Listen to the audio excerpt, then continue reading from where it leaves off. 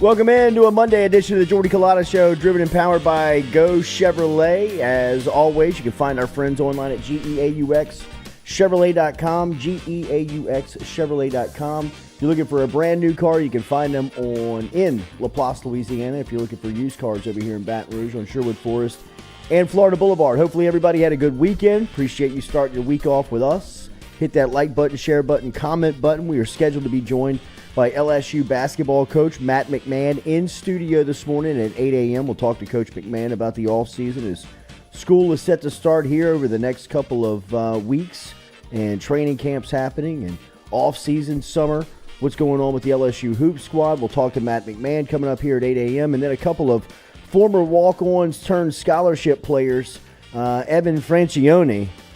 Hey. Good-looking paisan. And Jack Mashburn, the former quarterback, turned tight end with the neck roll.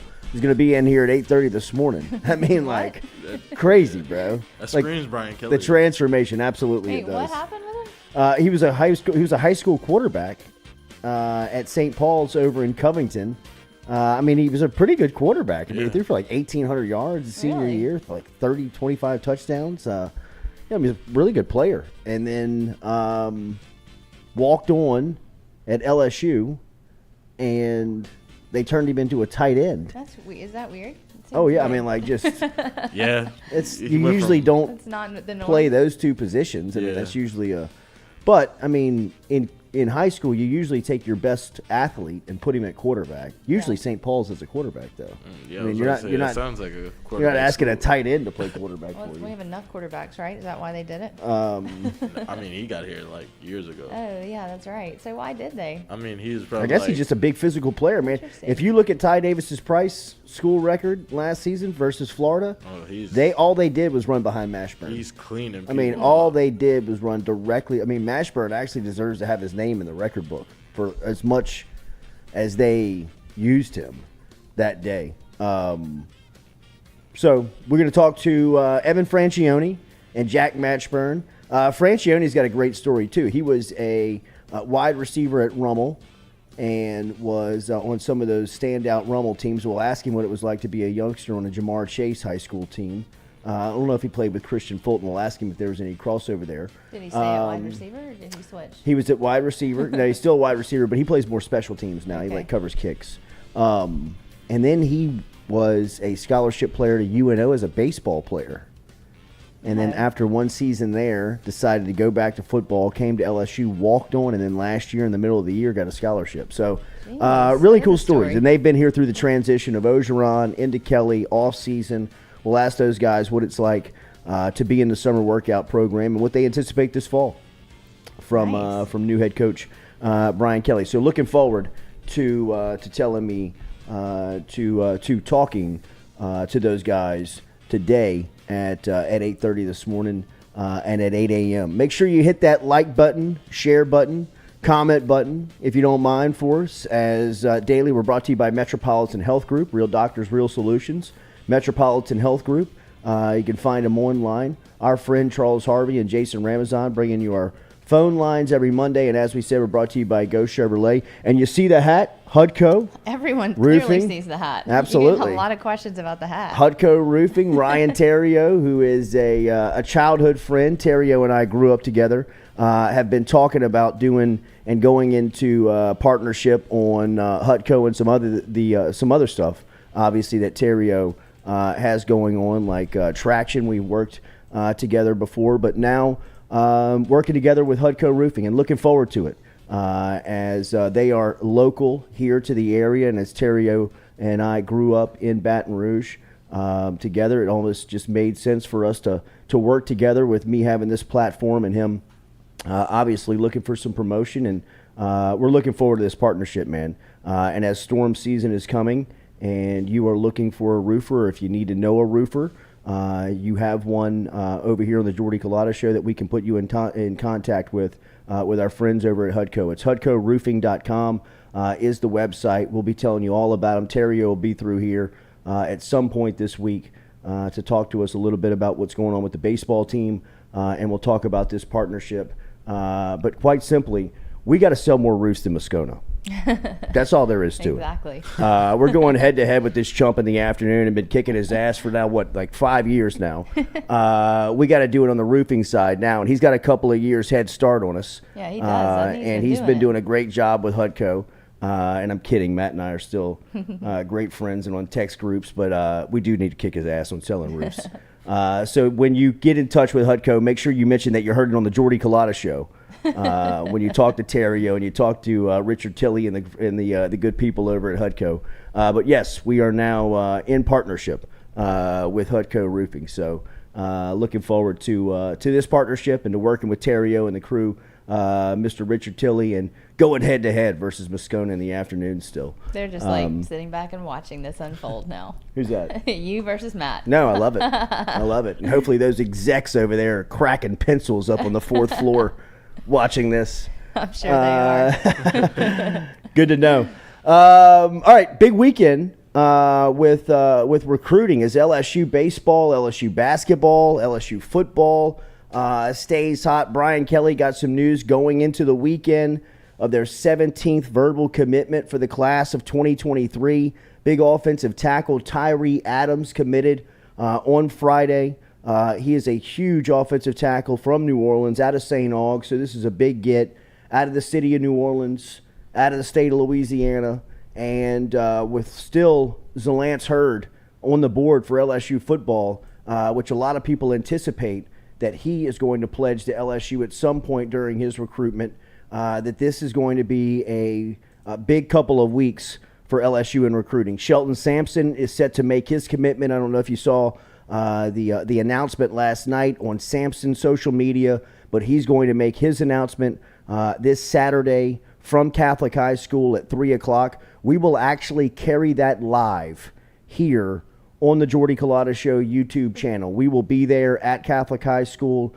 Some people around his recruiting have reached out to us, and we're looking forward to this. We're going to be over at Catholic High School on Saturday afternoon, and there will be a little bit of a build-up to the 3 o'clock announcement, but Shelton Sampson is set to announce between, I know he's at Texas A&M this weekend, it's between LSU, Florida State, Alabama, and Texas A&M. I know that the LSU side is feeling really good last week before he left for Texas A&M, but anytime you lose sight and lose communication of one of your top targets for a weekend and they go to one of the competitors, you always got your fingers crossed. You're always kind of holding your breath on how it's going to shake out and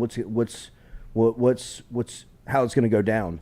But I think LSU covered a lot of ground on Shelton Sampson and made up a lot of ground with Cortez Hankton and Joe Sloan and Frank Wilson and Brian Polian obviously being kind of in charge of getting after Sampson in the middle of the summer and swaying him towards LSU. So it's going to be it could be a big couple of days in recruiting for LSU, obviously, with Tyree Adams popping on Friday, Shelton Sampson and his announcement coming up on Saturday. Zalance Hurd has come out and said that he would like to get this behind him before he goes into his senior season, and LSU is sitting in a really good spot with him. So as recruiting and the season start to merge into one another, LSU has really set themselves up in a good spot to go into some senior season evaluations and keep themselves open for some transfer portal guys with a really good solid base of a committed class. Like, none of this work is done by any means. You still got to recruit these guys, and they got to sign letters of intent. But you have a really solid group as far as a mixture of in-state guys like Trey Holly and Caleb Jackson and Tyree Adams, to guys like out-of-state that they've gone and reached for, like Jalen Brown, the 5-star wide receiver in South Beach, and Dalen Austin, the cornerback out of Long Beach Poly in California. They have really shown, Deshaun Womack up in Baltimore, that they have had the chance. Jackson Howard in Minneapolis. I mean, they have really reached out and put together a group both locally and nationally that's really stand out. It is it's pretty it's been pretty impressive to see how they've handled the last couple of weeks in recruiting. You know, it's amazing to me. What's that? That Brian Kelly, fall camp is starting, all the pressure he has being his first season, and that he's still recruiting and building this 2023 class like he's just not even doing anything else. Like, think about all that he has on his plate, and he's able to be really successful right now.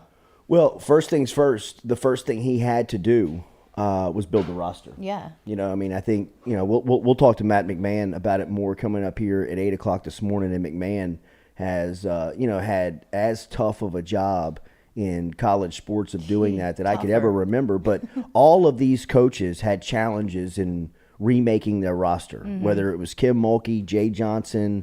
Johnson was left, you know, the most full as far as talent coming in, but he also wanted to put his personality on it, and he did that in year one with some moves like Jacob Berry and Riley. But you know, now you see with his feet underneath him and understanding the landscape and playing a season in the Southeastern Conference, the type of class that he's brought in.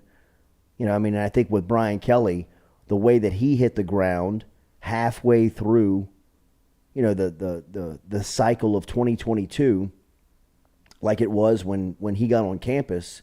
I mean, he really had to go to work. He had to do some things, that he not necessarily had done in the past, and that was, you know, stuff like the transfer portal. He raided the transfer portal and got, I believe, 16 guys out of the portal. He also signed a really good freshman class, true freshman class, guys coming out of high school, you know, headlined by like Will Campbell and Walker Howard and, you know, Harold Perkins and those guys. But the first things first, he's always had, the challenge has always been is getting this roster to a competitive place where you can take on your competition, where, you know, I mean, LSU's got some really good players in some really good spots. They don't have the depth that their upper elite level competition will have. Georgia, Alabama, most notably. You know, Texas A&M's made up a lot of ground in recruiting over a short time of putting together, you know, back-to-back classes of guys that are, you know, really good at all positions. They're building depth all over the field, where when you lose one of these guys in late October, early November, you can, you know, just reload in another 4 or 5 star type talent that can keep you playing at a high level. Remember a couple of years ago when the 2019 run, when Grant Delpit got hurt at safety and they put Mo Hampton in at safety. I mean, that was a textbook example of high-level recruiting where you lose, you know, I mean, the Thorpe Award winner, the best defensive back in the country, and now we can argue whether or not he earned that award the year before or that season, but that was what people thought of him, was that he was the best defensive back in the country, and Grant Delpit. You lose him in late October in, you know, a crucial part of the schedule where you got to stay playing at an elite level. If you're a championship caliber team like LSU was in 2019, replace him with Mo Hampton, and he's the SEC Freshman of the Week against Arkansas. Plays back-to-back really solid games against Arkansas and Texas A&M, able to put Delpit back in the SEC championship game, and he looks like he's a sophomore. You know, I mean, because you had recruited at such a high level, you're able to lose a Thorpe Award-winning guy in Delpit, replace him with a guy in Mo Hampton who is, you know, a first-round draft pick in the Major League Baseball draft, and he's a high-end safety coming out of high school. You plug and play him in a defensive backfield, and he's the SEC Freshman of the Week. I mean, that's where LSU has to get to, of, you know, being able to lose a guy and replace him with somebody that's just as talented, maybe even more. So you think that's what Brian Kelly's building? Yeah. Well, I think that's he's building. I mean, we heard Michael Doherty was in here on Saturday, and if you haven't checked out that conversation, do yourself a favor. It's a really good in-depth look at, you know, Brian Kelly's recruiting.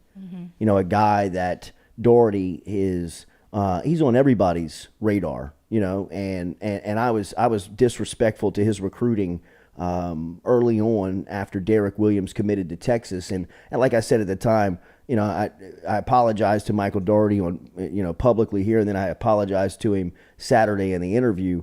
You I was kind of caught in the moment and didn't know anything about his game. And once you dug into it, I was like, golly, I look like a prick. Because this guy's got over 40 offers. He's got offers from everybody in the country. He can play at an elite level. But on Saturday, he sat in here for about 20 minutes and really gave an in-depth look at what it's been like to go through this recruiting cycle and have LSU win out. He talked about everything from legacy of Tyrann Mathieu to the relationships that he's built with guys like Kerry Cooks and Robert Steeples to guys that are on the roster like Jay Ward. What makes LSU stand out right now amongst their peers is what Brian Kelly is building, and what he talked about, and something that we've talked about a little bit, is the 40-year plan that LSU is selling to recruits. That is where LSU was losing the argument. They were losing some recruiting battles where, they were selling the 4-year plan.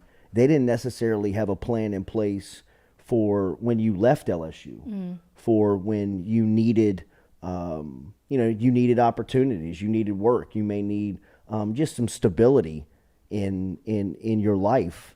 LSU was not routinely there for the athletes that were there for them. Or a lot of other schools, do they have Yes. that kind of plan in place? Yeah, they do. That's just the norm. For the big time schools, yeah. Did LSU ever have that in place? No, I don't. I think that Saban was probably building it.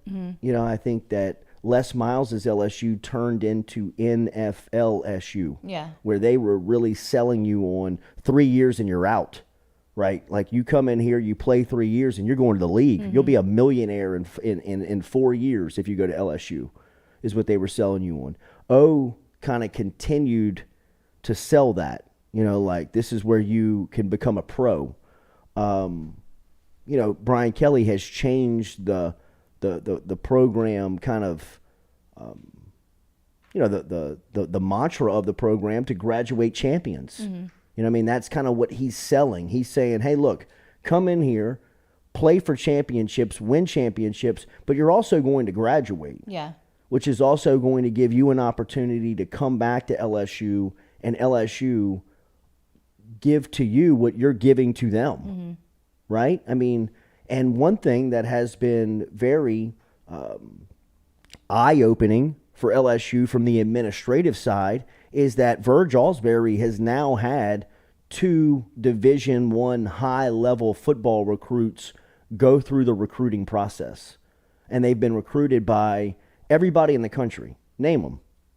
Everybody from Oregon to Notre Dame to Michigan to Ohio State to Georgia to Alabama to Texas A&M to Florida. Everybody who is anybody in college football has recruited the Alsbury boys. And, they've had to recruit Verge and Miss Alsbury as well. And that has given Verge Alsbury, who's an administrator at LSU, a front row seat to the recruiting pitches of all of these schools. That's pretty amazing. Right? And it also gives him a chance to go on-campus visits and see how they take care of their athletes. He was going on Notre Dame's campus when Brian Kelly was the head coach there. That's wild. Right? I think Jaden's going to commit to Notre Dame. Yeah. I think that Jaden Alsbury is going to go to Notre Dame. And, a lot of that was by the work that Kelly and his staff put in on Alsbury when he was younger. But, it's carried on here with the new staff. But, that has been very eye-opening to LSU, is having the Alsburys go through that. Right. And, Verge coming back and saying, Ohio State does NIL really well. Yeah. Or Michigan does alumni relations really good. Yeah. Or that's quite a powerful the way tool. that facilities is sold by Saban at Alabama is different than everybody else in the way that they sell it. How do you think all these other schools feel with the Ospreys coming through, though? Are they like, we don't want to give away our secrets, but they have no choice, really? No, they don't have any choice because, and they probably all expect LSU Yeah. to have the same type of plan Yeah. because, there's not a lot of difference between the top 1% Yeah. in college football. Right. I mean, for Ohio State, Clemson, Alabama, Georgia, LSU, the sales pitch is not, Yeah. it's not really different. I mean, Right. it's not polarizingly different where you can go here and get this totally different experience. I mean, they're all selling the same thing. So I'd imagine that when they're making those pitches to the Allsberries, they're probably thinking, they know this. Yeah. They understand this. They've seen this from this level. And it's not that LSU is so much different than their competition. It's just the ability to peek behind the curtain Right. of what's going on at other places and Yeah. see, wow, that's a pretty good way of doing that. Or Right. that's a more forward thinking way of presenting that. I mean, that's, or, from the 40-year plan or alumni relations standpoint, I think, that's how you do that. I think LSU vastly needs to improve on that. I think Brian Kelly would probably tell you that if he sat down with you Yeah. right now. He would tell you that publicly. And I think it's something that they are working on to start winning some of these recruiting battles. I mean, I think it does, past all the NIL, past the playing time conversations, a lot of these chats are some of the things that can win for you in recruiting. I mean, if you're able to take care of your players. I mean, I only know of Justin Vincent, who is on campus. He's a part of TAF. He's a fundraiser, and he's a guy that sells the Justin Vincent mystique all the time. Yeah. Right? I mean, like, he was the face and MVP of the 2003 national championship team, and LSU has provided him a chance to live off of that. Yeah. Right? While benefiting LSU too. Right. Kevin Falk's another guy. Yeah. That, you can see that they're taking care of Kevin Falk. Right. Because Kevin Falk took care of them. Exactly. Right? I mean, Yeah, Kevin that's Falk cool. gave LSU football a ton of notoriety. He has LSU football in the College Football Hall of Fame because he's in there. Yeah. Right? I mean, like, I was there 2 weeks ago. Kevin Falk's jersey is on the entrance of the Yeah. College Football Hall of Fame. It's his name on the back of an LSU jersey. That serves both parties very well. Yeah, that's right? cool. So, I mean, it's in LSU's best interest to make sure that when people come around LSU, that you can walk up, meet Kevin Falk, shake his hand, and you're like, wow, he's got an LSU polo on. He's got an office upstairs. Right. He may not be working 9 to 5. He doesn't need to be. Yeah. He just needs to walk around, shake hands, and smile, Yeah. and tell you stories about the Houston game if Yeah. people ask. Yeah.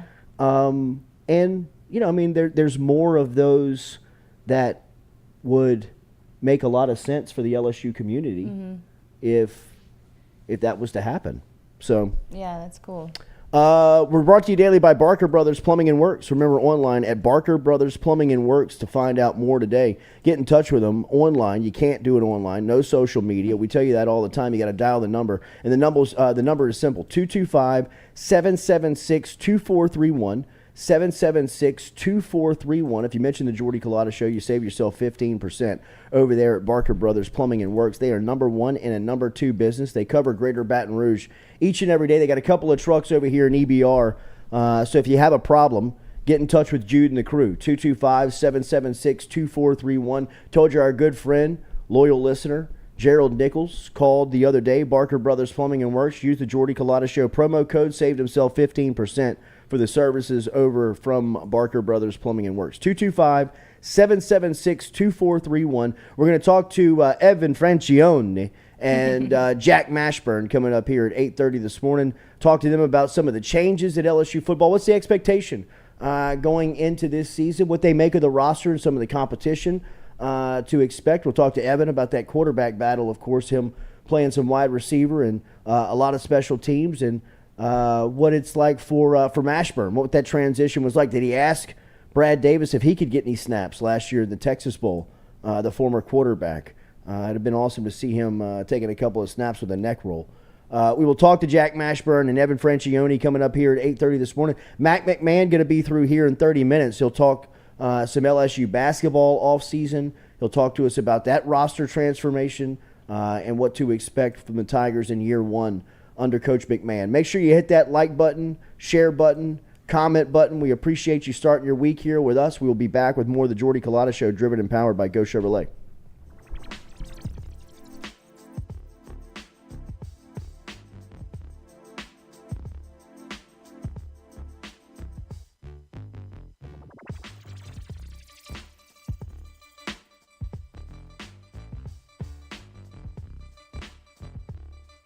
We're all from different places and backgrounds. We've each experienced our own versions of life, but in the end, we're all on the same team. I'm part of that team, along with these players in purple and gold. Kayshawn Buddha, Malik Neighbors, Miles Frazier, Kyron Lacy, Greg Brooks. Whether on the field or in the courtroom, your team matters. So join our team. make a difference. Bet. Let's get it done. Best athlete to come out of New Iberia, Mark Roman. Kayshawn Buddha. Kayshawn? Wow. Right now, Kayshawn, and Mark was a little bit before me. I was a ball boy when Mark was playing at New Iberia Senior High School. I played like right after Mark, but Kayshawn just has done some things, and just the things that you guys are seeing Kayshawn do, that he's not even scratching the surface of what we saw on a day-to-day basis at practice. He's unreal. He's unreal. He's so natural. It's so so easy. It looks so easy to him. Yes, it's so easy, and there's never been another a competitor I've ever seen like Kayshawn. Kayshawn would not lose going to eat pregame meal. He has to be the first. He is the ultimate competitor. He would not lose. So trust me, he will be ready.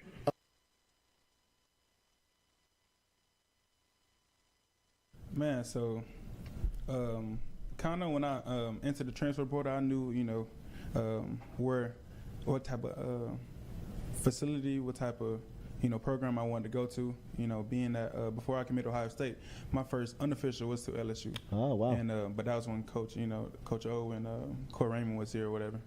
But definitely the coaches, the scheme Kelly, trying to bring in, trying to implement, his way of going, like detailed person.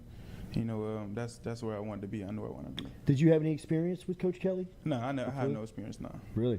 Who was your main recruiter from LSU? Sherman Wilson. Yeah, he was, stay consistent, honest, just, gave it to me straight. Yeah.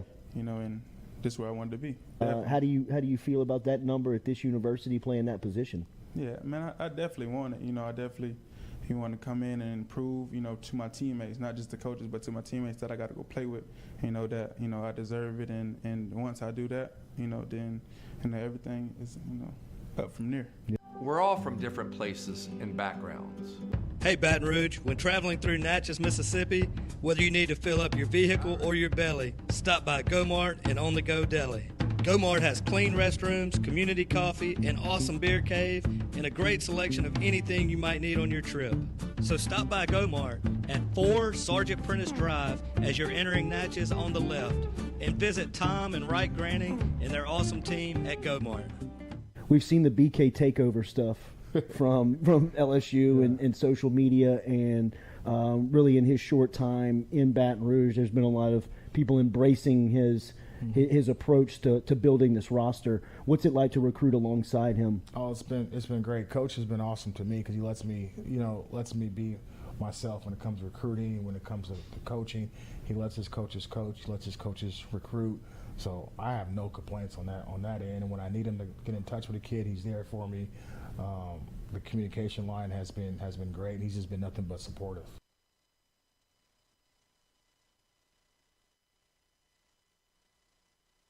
But this opportunity was different. You have a chance to come to a place with unbelievable tradition, work for the winningest head coach in college football. Just be at a state. I've never been at a state where football's king, and if you just dominate your state, you're going to get some of the best players that there are. Sure. Yeah, so I think, getting through spring, I mean, most of it was obviously just installing the offense. And I think all 4 guys really made some strides in terms of that and showed a lot of positives. Obviously, which, you guys get to talk about all the time. So you guys, Sure. yeah. But all four have done a great job. They did. I think they really did a really nice job in spring of taking strides forward individually, and everybody's different in terms of what they need to get better at and what they need to show. And then move it into summer, and I love the way they're working right now in the weight room for Coach Flint. But like I said, I think spring a lot was everything was new for everybody. So especially at the beginning, there wasn't as much evaluation, say the first 2 days, get into the flow, and then I think we got some good opportunities for some guys to get some reps, and I think everybody showed some positives. Hey, Baton Rouge, when traveling through Natchez, Mississippi. In a wreck, Gordon McKernan Injury Attorneys is ready to go to work for you. Come meet your team. I'm your intake specialist. I coordinate your case and connect you with your attorney and paralegal. That's us, your legal team. Thanks. And we'll fight to get you every dollar you deserve. I'm your settlements and disbursement manager, and I'm here to get you paid on time. I'm attorney Gordon McKernan. Put our team to work today. Just call us. Get it done. Sports with it. It's just like anything else. I mean, I don't want to get into hyperbole, but it's, everything is. I mean, frankly, I'm still worried more about concussions. We don't talk about it much anymore, but we've kind of helped solve it in a lot of ways and make the game a lot safer. So anytime we have existential threats, which this one could or could not be, we just deal with it, and we will deal with it. It's just part of the game, and I don't mind a lot of what's come out of this movement of doing more for the student athletes, but like anything else, it boomerangs a little too far, and you got to swing it back into, hey, what we do for the student athletes, and it's a hell of a lot, and I'm proud of that fact that we are leaders in doing that, but we're going to do it right. The Tiger Athletic Foundation and in partnership, obviously, hand in hand with what we do, funded a master plan study because I wanted to see, hey, what we needed, and I just didn't want my opinion. I've been a few places, and I have a good one, I think, but you just want to see how and what our needs are, and so we're in that process of looking at it, and obviously the PMAC is 50 years old this year, and probably needs some updating. It's got good bones, and maybe we can see what we can do with that. Same thing with all that property that we have both down Nicholson and where we are currently on Nicholson and North Stadium, is that, hey, is this the proper use and best use for that? And hand in hand with the university and what we do with TAF, we'll make those decisions, and we'll be prudent and thinking about what and how we do. Yeah.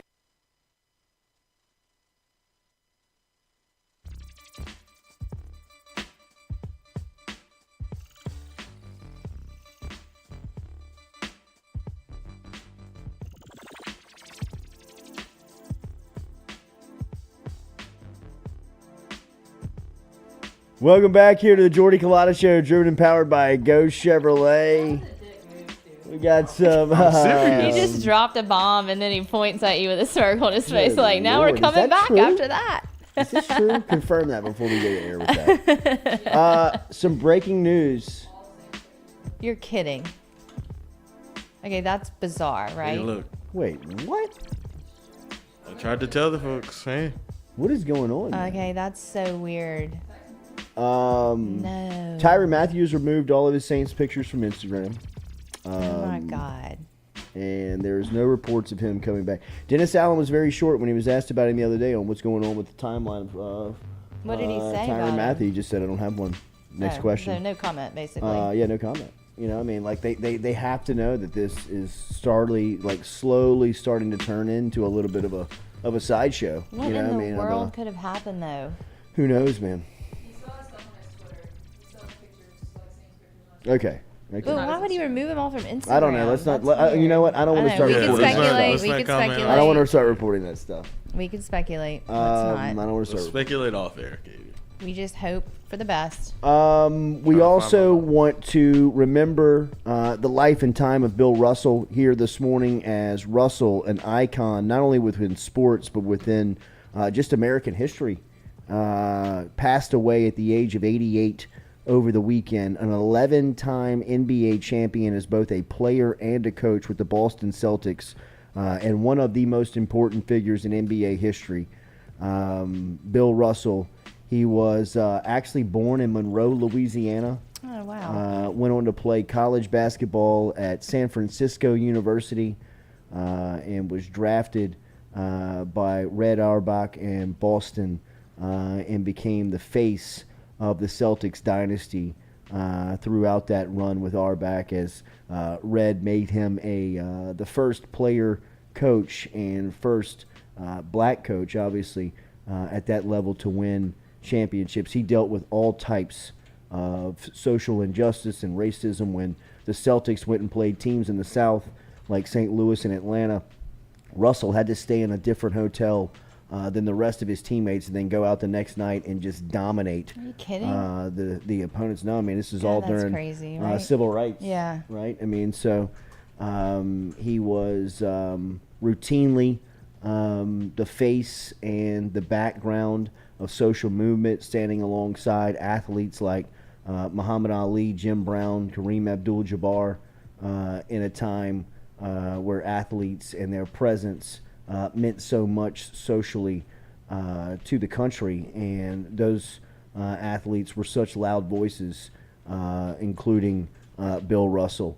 As he aged and went on to have a fantastic basketball career, he went on to have an even more phenomenal television broadcasting career, where he would call NBA basketball, and then you could see his presence around the game. He and Kobe were very tight. All the time you could see these moments with Kobe and Bill Russell as they would be sitting courtside and sharing conversations. And when I heard the news that Bill Russell passed away, the first person I thought about was Kobe Bryant, as I'm sure he is greeted him up in heaven and talking and catching up.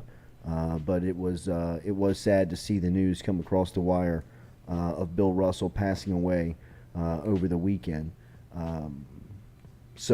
No easy way to transition out of a story like that. Remember, Daily, we're brought to you by Cajun Ready Mix Concrete, online at CajunRMC.com. Get in touch with the pros over at Cajun Ready Mix Concrete, where they can help you out today on projects that are residential, industrial, whatever you may need. Get in touch with Cajun Ready Mix Concrete, online CajunRMC.com. And the other piece of news that's breaking here this morning that's just coming out is that Deshaun Watson, Cleveland Browns quarterback, is going to be suspended 6 games and no fine levied against Watson. As Schefter reporting this 20 minutes ago, former federal judge Sue Robinson has found Deshaun Watson violated the personal conduct policy and has been suspended 6 games per sources. He was not fined in the disciplinary action that was handed down by the federal judge. The NFLPA has issued a statement saying it will not appeal Robinson's ruling on Deshaun Watson, calling on the NFL to do the same. So Deshaun Watson going to miss 6 games here coming up this season. Obviously, we can debate intently on this ruling and what it means. This is not going to be a good look and will not be taken well by critics of the NFL because of their personal stance on their conduct policy and the promotion and marketing that they have done on protecting the game and looking out for females and looking out for minorities in the NFL, and for Deshaun Watson to have 20 plus cases against him of some form of sexual harassment being claimed, allegedly, that 6 games is the punishment. This is going to be something that the NFL is going to look. They're going to get beat up and battered in the media on. I don't want to sit here and talk about the morality of the decision of the punishment, because I think that the NFL got into a pretty grimy business when they wanted to become judge, jury, and executioner. They've kind of set themselves up for reactions like this rather than having boards and panels of people that could take care of these types of actions, and you always had a standard policy put in place. But this is the way they choose to handle it, and they will deal with the repercussions of that. I will say that my initial reaction, outside of the morality of it, where I really thought that Deshaun Watson was going to miss up to a year, maybe even more than that, and talk about what his relationship was going to be like with the NFL and football over the next coming years. But now that we know that it's just 6 games, the big winner here, Cleveland Browns. Yeah, he's still going to match up with Joe Burrow because that's week 8. But from Cleveland's standpoint, they look, they're not winning any PR, and they're not doing themselves any favors with their fan base. And I'd imagine that there's a ton of the female fan base within that population that's totally turned off to Jimmy Haslam and the way that he's run his business and the way he's run his football team. And I understand that. But as the football team goes, the news today and the way that it hits inside that locker room, that's a win for the Cleveland Browns. Because you went out and you spent, money that has never been spent on any player at any position in the league, making Deshaun Watson the highest paid player in league history, making a lot of that guaranteed, overlooking a lot of what would be coming down the legal pipeline on Deshaun Watson. And if they would have been presented a scenario during that negotiation where you say he only misses 6 games, would you take that? And if you're Cleveland, and in their desperate ways of trying to be relevant within the sport and trying to create a winner and give their fan base something that has, that resembles a winning franchise, you would take that proposition. And whether it's right, wrong, or indifferent, and I'm sure it'll be debated at water coolers and desks and lunch tables all throughout, the country today. I don't think that you can debate whether or not Cleveland got their guy, and for him to not miss more than 6 games is a win. I also would say if you are a New Orleans Saints fan and you're kind of waiting to see what happens with Alvin Kamara, and you're using this as some form of a scale to judge it by, you got to be feeling pretty good if you're Alvin Kamara. If the allegations and claims against Deshaun Watson only get him 6 games suspended, well, a fight in a Vegas lobby is a big deal, but I'd imagine on the scale of weighing big deals, Watson weighs a lot more than Kamara's. And if Watson's only going to get 6 games for what he's allegedly done, I feel pretty good that Kamara might be staring, he might be staring 2 to 4 in the face. Mm-hmm. And again, if you would have given me the option during the initial allegations or the initial claims against Kamara, and then you see the videotape of what happened, and you say, would you take a 4-game suspension? Absolutely. Where do I sign? Sign right now. No appeal from the NFLPA. Sit the 4 games, get him back into action, and move on. But that's the breaking news this morning within the NFL. Deshaun Watson suspended 6 games as the NFL has ruled. What are your thoughts on it? Jump inside of the chat. The judge said he also has to get all his massage therapy from club therapists. Well, look, man, I don't know how much the Houston Texans have wiggled out of this pretty quickly. Yeah.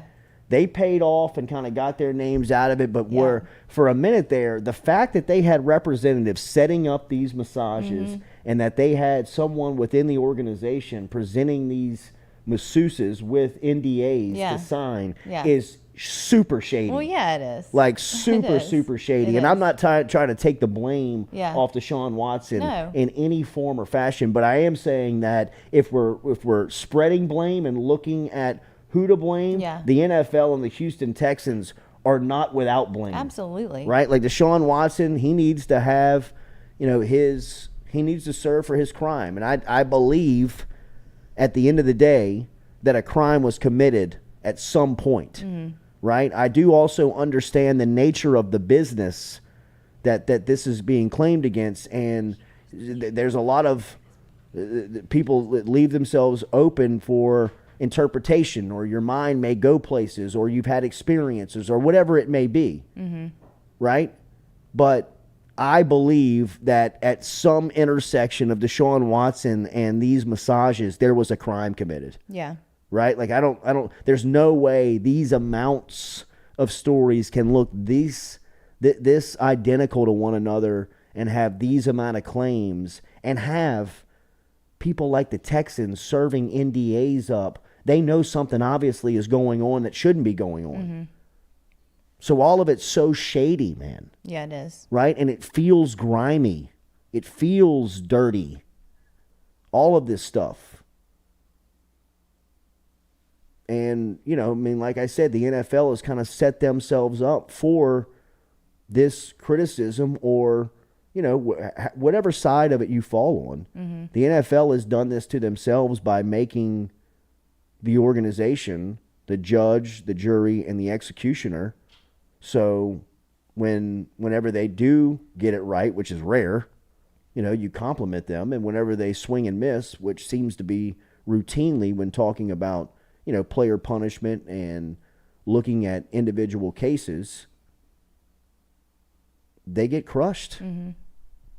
They keep themselves wide open to this type of criticism or compliments within public relations by handling their own in-house.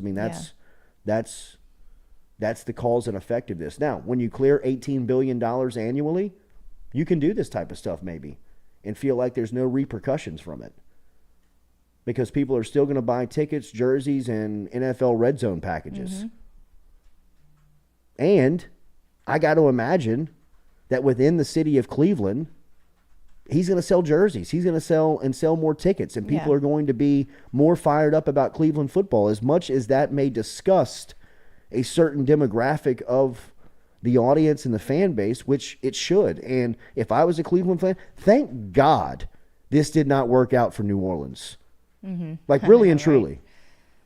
Like, I would sacrifice New Orleans going back to bags over their heads than winning with Deshaun Watson, because of just the grime and the PR that's going to come with Watson throughout this entire time. Right? Like, there's nothing to me. I mean, I have sisters. I have a fiance. I have females in my life that I could, if Deshaun Watson treated like this, I would never be able to I mean, much less pull for this guy in a football game. Like, you would want to fight him every time you saw him. I mean, I can't kick Deshaun Watson's ass, but I mean, the type of anger that would create in you if Deshaun Watson treated the females in your life or the people around you, sisters, wife, aunts, people that are around you, that are close to you, what would you want to do? It's sickening. It's disgusting. But from the football standpoint, there's a lot of people that can say, that's the human. I'm pulling for the football player. Yeah. Right? And for as long as Cleveland has been begging for a winner, I'd imagine, and I don't want to speak out of turn here, but I would say that the majority of the fan base probably says, all right, Deshaun's our guy. He gives you the best. He's better than Baker Mayfield.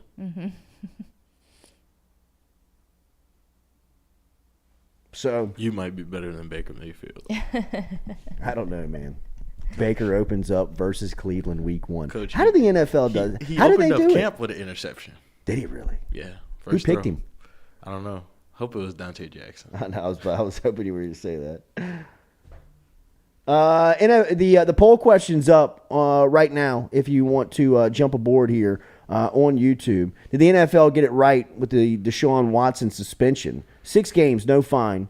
Our poll question daily brought to you by Southern Eye Center of Baton Rouge, located on Jefferson Highway. Another one where you mentioned the Jordy Culotta show and you save yourself 15% on designer named sunglasses. Right now, summertime coming to an end, but the sun's still shining bright and hot out there for you. If you need a new set of shades, stop in and see our friend Dr. Ann Shaw and her crew over at Southern Eye Center on Jefferson Highway. She brings us our poll question every day, which you can find on YouTube, on Twitter, wherever you check out the show. But stop in and see Dr. Ann Shaw over there at the Southern Eye Center. 6 games does not feel like enough to me, just initially. I don't know what feels right for Deshaun Watson.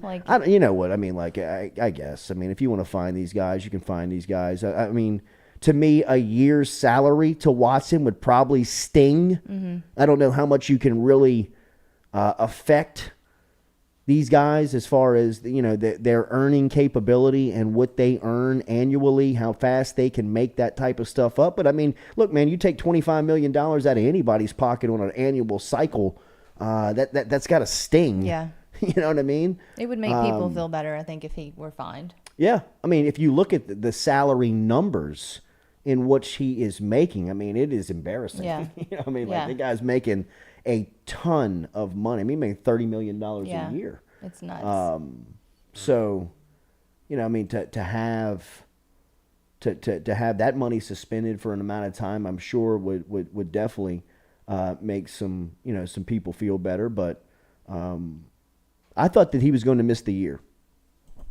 I really did. I mean, y'all did. Yeah. I thought he was going to miss the year. I thought that they would suspend him for the entire year, like not just like suspending from the games, like go away. Yeah, like, you know what I mean, like don't come around the facility. Like you can't, no team activities. Yeah, absolutely. Like you're not a part of the NFL for 1 year. No pay, everything. Yeah. So I mean, it was surprising to see. I mean, but he kind of sat out last year too. You got to think about it. Like, yeah, I guess they true. could say he served his suspension because he sat out all last season. Yeah, that's true. I guess. The Texans decided to not play him last year. Mm-hmm. So I guess that was like their way of being like, oh, we suspended him. Right. Mm-hmm. All right, we got a lot to get to here over the next hour. We're going to change it up a little bit, but obviously the story is out there, and Deshaun Watson, 6 games suspended by the NFL. We'll switch it up. We're going to talk to Coach Matt McMahon. Looking forward to having Coach McMahon in studio with us. We'll talk to him about this offseason, the task of rebuilding the roster, expectations here in year 1. How does he use football season to help him in recruiting with football season knocking on the door here? And then at 8:30 this morning, we're going to talk to Jack Mashburn and Evan Francioni, a couple of walk-on turn scholarship football players, about a lot of stuff. That process, and then obviously what it was like, the transition from last coaches into the Brian Kelly and new staff, what the offseason has been like, and what they anticipate fall camp to be like here as it starts coming up on Thursday. Remember, daily, we're brought to you by Fresh Chef Kitchen. All of our meals over at Fresh Chef Kitchen are made in bulk and are prepared fresh each week specifically for each individual order. That's fresh produce delivered each week. All the proteins are prepared in-house. Things like sauces, dressings, marinade are prepared from scratch in-house. If you want to get in touch with them, you can online at freshchefkitchen.com. freshchefkitchen.com. Use the code Jordy10 for your first-time customers and receive a 10% discount. Use the promo code Jordy10 for our friends over at Fresh Chef Kitchen. Looking forward to getting out and checking out Shane and the crew this week over on Airline Highway, as we'll be bringing you some of the B-roll that we get back from our friends over at Fresh Chef Kitchen. But if you want fresh daily meals prepared by Chef Shane and the crew over at Fresh Chef Eats, use the promo code Jordy10 for first-time customers to save yourself a 10% off of that visit. When we come back, we will talk to Coach Matt McMahon, and we will start off the second hour here of the Jordy Culotta Show, driven and powered by Go Chevrolet.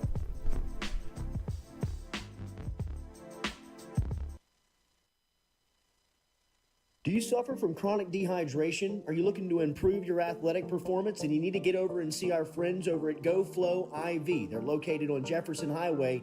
Easy to find them online at GEAUXFlowIV.com. Make sure and use the promo code Jordy Culotta Show. If you do, they'll take 15% off of your initial visit. Check them out online, GEAUXFlowIV.com.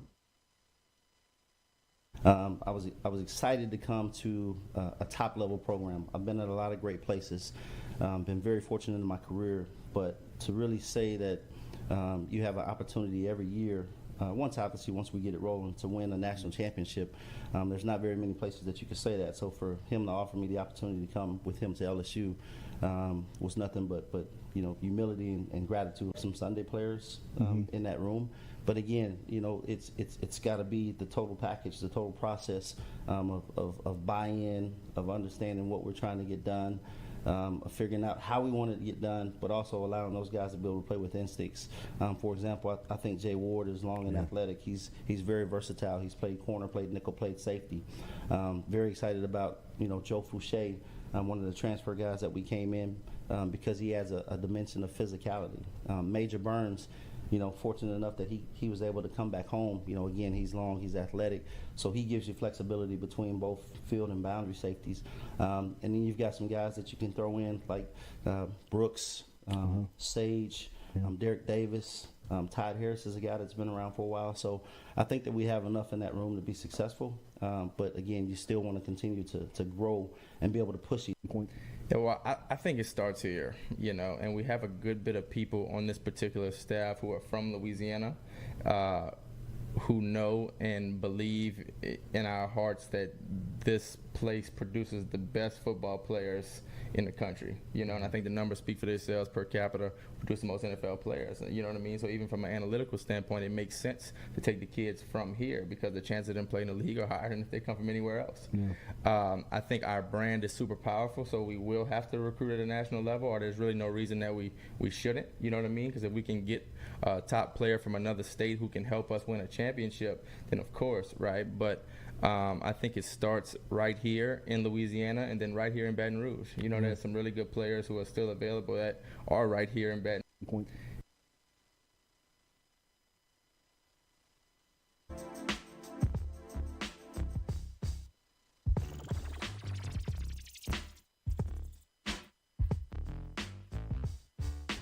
Here to the Jordy Culotta Show, driven and powered by Go Chevrolet here on this Monday. If you don't mind, hit that like, share, comment button as we start off the week here, and it's our pleasure to welcome him into the studio. Had a couple of conversations, but now having him in studio, it's real cool to welcome in first-year head coach Matt McMahon to the show. Coach, it's great to see you. Good morning. How are you? Hey, good morning, Jordy. Thanks so much for having me. Great to see your setup here. Love all your LSU memorabilia. Absolutely. Beautiful setup. Absolutely. Coach, we when I was growing up, obviously this started from passion and love, man, just falling in love with LSU athletics as a kid. But my first memories of it was the Deaf Dome and the PMAC and Dale Brown and Shaq and Chris Jackson, now Mahmoud Abdul-Rauf and Vernell Singleton and all those.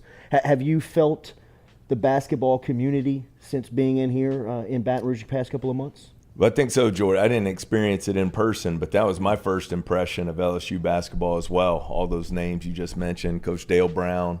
I think I told you the first time we spoke, I remember as a 12-year-old kid being in Knoxville, Tennessee, watching Chris Jackson score 49 points against the Vols there. And I remember that LSU Loyola Marymount game with Shaq and Hank Gathers, and it was like 148 to 141, some ridiculous score. So, no, I think there's over 3 decades of history that I have following the LSU program. So it's almost a little bit surreal to be here as the head basketball coach. There was such a the fan base was rolling the past couple of years. You could feel a lot of momentum behind what was going on with the program, and then when the news hit of what was going on with the past staff, people were wondering what was going to go on. Then you get introduced, and there was a lot of kind of like, I don't know about LSU basketball if I'm going to keep my tickets, but the more that people have seen with the work that you guys are doing, the more that we see that people say, I paid my tradition fund, I'm back in basketball, I love to see what's going on. Can you feel that momentum kind of behind the program since you've been here?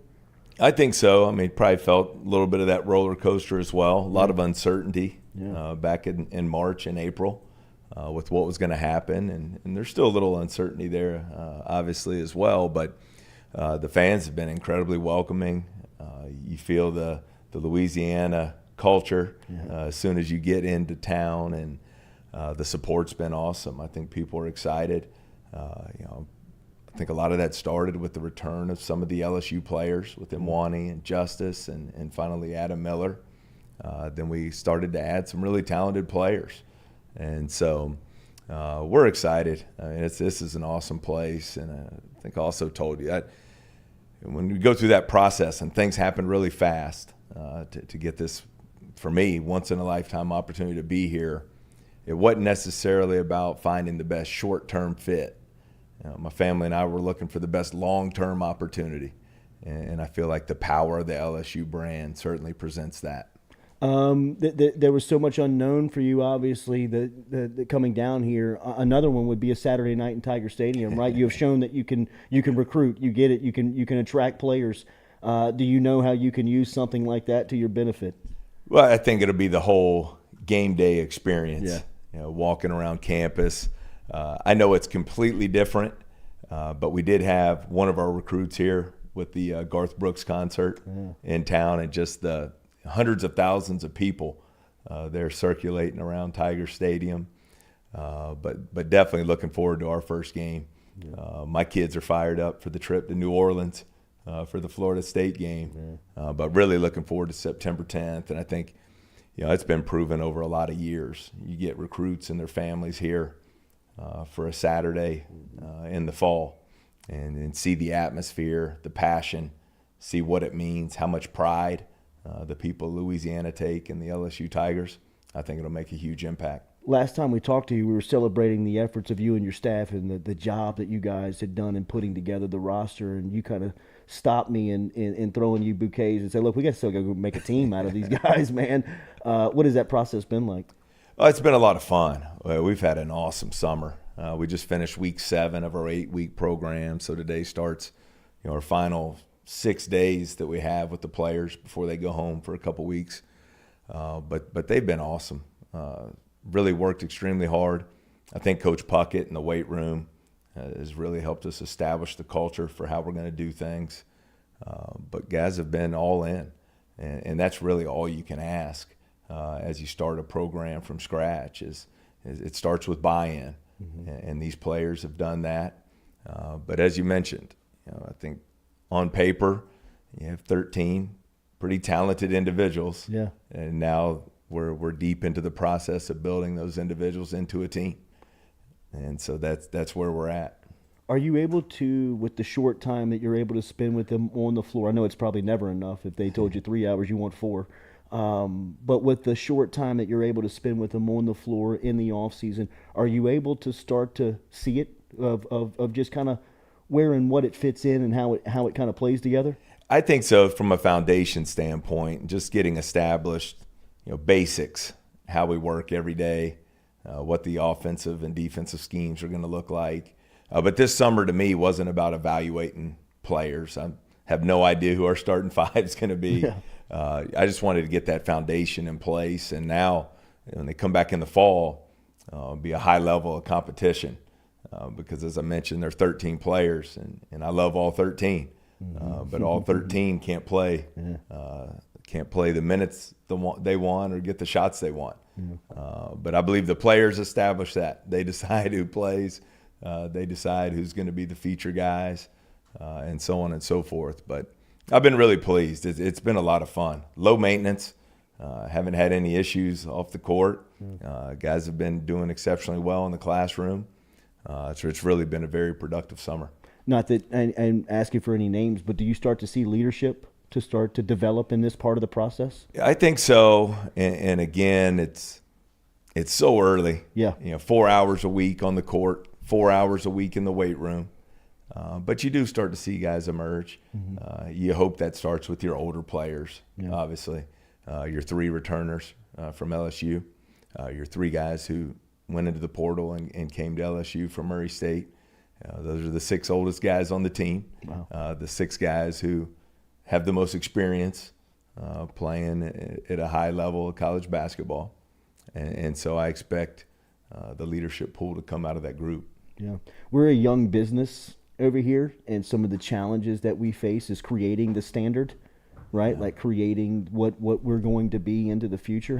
How is that done when you've done that so well at another place, but you come into a place that, you're trying to start over? Well, the standard is the standard. I mean, that certainly won't change. But I think it starts with communication, consistency of your messaging. One of the challenges, I think, for head coach position when you first take over is not just establishing the standard within your locker room with your players, but it's for everybody in the organization, the coaching staff, support staff, understanding terminology and messaging. We all have to speak the same language. We have an elite coaching staff who all could run a program today. Yeah. But we can't be teaching a talent like Jalen Reed. We can't have 7 guys teaching them 7 different things. Sure. We all have to be on the same page. So that just takes a lot of time investment to build that culture, not only in the locker room, but in the coaching offices and throughout the organization. Yeah. Scott Woodward sat there a couple of weeks back, and we asked him about the job you had done and some of the things he's doing to improve LSU, and one of the facilities that he first named was the PMAC and basketball. How's that working relationship go? I know you've got a huge advocate on your side in Kim Mulkey that goes a long way, but how's that working relationship go with you in the administrative office? Oh, it's one of the many reasons I'm here. I mean, I think everybody knows Scott's track record, and not only of hiring great coaches, but of helping in their development. And I'm far from a finished product. I'm trying to get better every day, so I wanted to be around the best, and Scott's proven to be that. So I think the facility upgrades and all those things are going to be huge, really exciting for the program as we move it forward. Yeah. How's the relationship with you and Coach Mulkey? Oh, I love Coach Mulkey. Yeah. She's been amazing. Yeah. You're talking about someone who's won 3 national championships in the Basketball Hall of Fame. Right. Has been very welcoming, and her resume speaks for itself. But I'm thankful for how open and helpful she's been here from day one. You were so successful in so many ways in recruiting, and I thought the most impressive thing you did was having your back so firmly planted against the wall and building a balanced roster in recruiting with the relationship you had between perimeter and big players. But now that you've got the program kind of full with talent and the roster looks good, how do you approach recruiting? Do you like to go both transfer portal and through high school recruiting? Is there kind of a method to the madness? There is. I think we're all trying to figure out this new era of college athletics here on the fly. But we're searching for that perfect mix, the hybrid model. It was really good for us at Murray State. Our team this past year, of our top 8 players, 4 were foundational guys we had recruited, had been in our program for multiple years. And then 4 were first-year transfers out of the portal. And we were fortunate we hit on those 8 guys, and they blended together and formed an elite team. And we'll attempt to have a similar model here. I think LSU is a place you can recruit the absolute best high school players in America. It's also a place where in the spring, when the portal opens up, you can attract some older, more experienced, more proven players as well. So trying to find that right balance. And one of the things we wanted to do this spring, we didn't just want to throw together a team. As difficult as that was, sure. 12 of our 13 guys that we signed all have multiple years of eligibility remaining. So hopefully we can start to establish some continuity. Eventually you want to get to a point where your players lead the program. Yeah. And to do that, you have to have guys here multiple years. 2-part question on scheduling. What do you make of the league?